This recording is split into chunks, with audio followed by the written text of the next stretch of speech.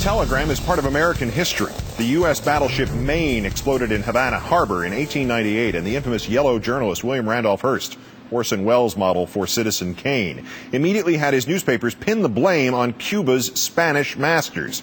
Hearst and the Hearst papers insisted this country should attack Spain, and anticipating the conflict, the publishing giant sent the famous illustrator Frederick Remington to Cuba to draw the pictures of the battles there. From Havana, Remington telegraphed Hearst that he couldn't find any war in Cuba.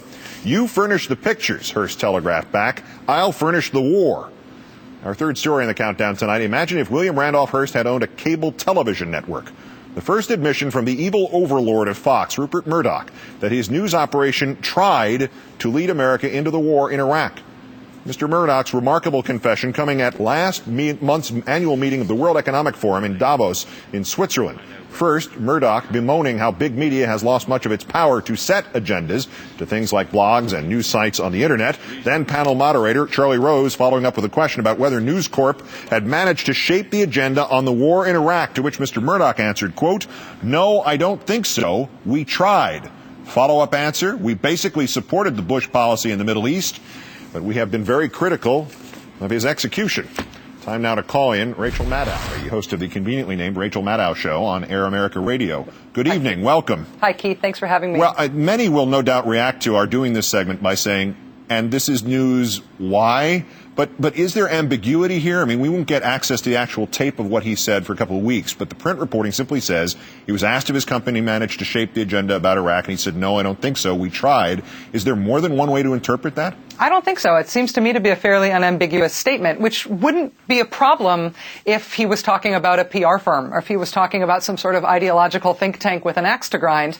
The problem is that Fox News Channel bills itself as the thing that's trying to unspin America, right? The thing that's fair and balanced. It's trying to spin Americans away from the supposedly biased, agenda-driven news that the mainstream media gives us, and we can only trust Fox because they don't have an agenda. Now he's admitting they have an agenda. So either they need to change their tagline, or he has to back down from that in a much more serious way than he already has. Well, it's a sales pitch phrase. I mean, it's a catchphrase. It doesn't mean anything. It's just fair and balanced. It might as well be green and purple. But if the meaning is as obvious as that, why on earth would Murdoch ever admit it? To me, that's the most interesting question here. I don't think that he's out of it enough at this point that he thinks, oh, I said it in Switzerland, nobody will know about it in America. I don't think it's that. I wonder, though, ask Eason Jordan about that in particular. Yes, exactly.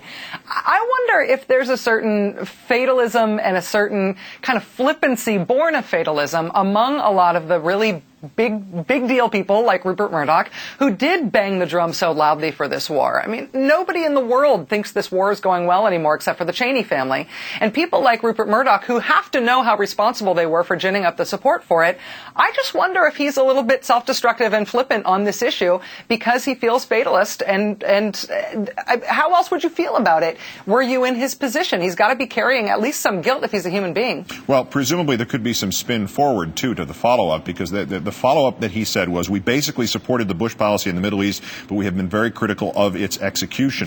Is he talking about one of his British newspapers? Is he trying to get people to feel that there has been some criticism of the war? Because I don't know anybody at Fox News who would admit they've been very critical of the Bush policy in Iraq. No, and they continue to be incredibly critical of real reporters. They continue to be incredibly critical of real mainstream media. They continue to be unbelievably critical and personally attacking toward people who have been critical of the Bush administration. Hi, hello, how are you? Yeah, exactly. I mean, that's the thing that we can all document every day that they do. And so the idea that they've somehow come to their senses and, yes, they supported the war is a good idea, but they've seen, just like the rest of us, how poorly it's been executed, it's a farce. And they can try to spin that, but it's an absolute farce. And that's why I don't even think that Murdoch could try to gin that up. I like to think of it as kind of a psychological disillusion on the issue. Well, it would be nice to think that. It would also be nice to think that large numbers of his viewers and his readers would hear about what he said and say, well, I've been had, but that's not likely to happen. But does it suggest maybe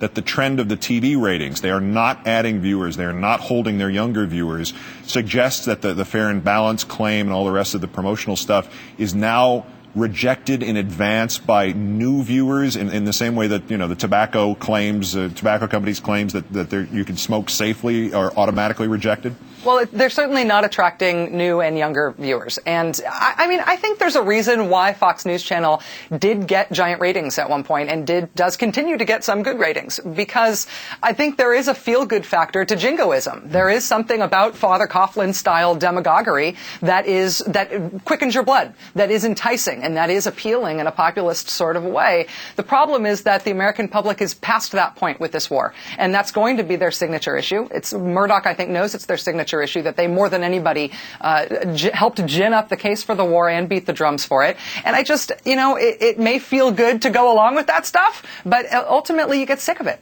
Remember the Maine. William Randolph Hearst learned probably later on that it was actually just an accident.